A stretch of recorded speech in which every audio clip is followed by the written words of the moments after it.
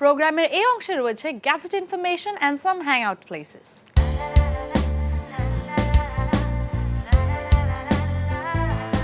Gadget আমাদের জীবনকে করেছে আরো অনেক বেশি ইজিয়ার।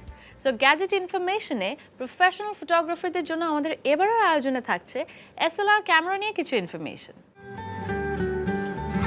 ইদানিংকালে অনেকের হাতেই DSLR দেখা যায়। কেউ কিনে শখ করে, আবার কেউ কিনে অন্যজনকে দেখে। আবার অনেকেই এই ফটোগ্রাফিটাকে পেশা হিসেবে নিতে চায়। যারা ফটোগ্রাফিকে পেশা হিসেবে নেবেন তারা ক্যামেরা কেনার ক্ষেত্রে প্রায় ভুল করে থাকেন। তাদের জন্য কিছু টিপস। অর্গানোমিক্স খুবই ইম্পর্টেন্ট এখানে, মানে ক্যামেরার গ্রিপ কেমন, হাতে বেশি ভারী লাগছে না তো। আবার দেখবেন মেমোরি কার্ড স্লট কয়টা আছে, HDMI আউটপুট আছে কিনা, ইন্টারনাল মাইক লাগানো যায় কিনা। একটি প্রচলিত মিথ হলো ক্যামেরার মেগাপিক্সেল যত বেশি ক্যামেরা তত ভালো। এটা সত্য নয়। ক্যামেরার সেন্সর কতটুকু তার উপর নির্ভর করে পিকচার কোয়ালিটি। অ্যামেচার এবং প্রফেশনাল সিনেমা নির্মাতাদের প্রিয় ক্যামেরা হচ্ছে ক্যাননের 5D Mark III। আর জনপ্রিয় এই ক্যামেরাটি সিনেমা নির্মাতাদের কাছে আরও আকর্ষণীয় হয়ে উঠবে কাস্টম ফার্মওয়্যার নির্মাতা ম্যাজিক ল্যান্টার্নের কারণে। সম্প্রতি তিনি 1920x820 পিক্সেল রেজুলেশন এবং 1000X গতির কার্ড ব্যবহার করে প্রতি সেকেন্ডে 24 ফ্রেম রেটে ভিডিও ধারণ করতে সক্ষম হয়েছেন।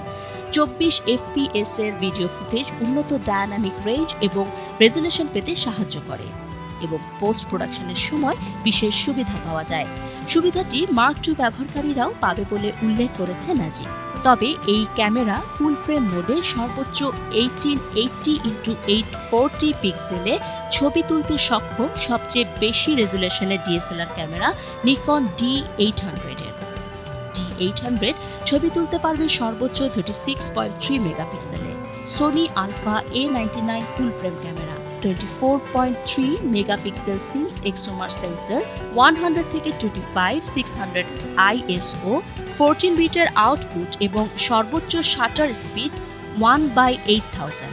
এছাড়া 102 point autofocus system, 1080p video করার সুবিধা এবং 921K LCD রয়েছে।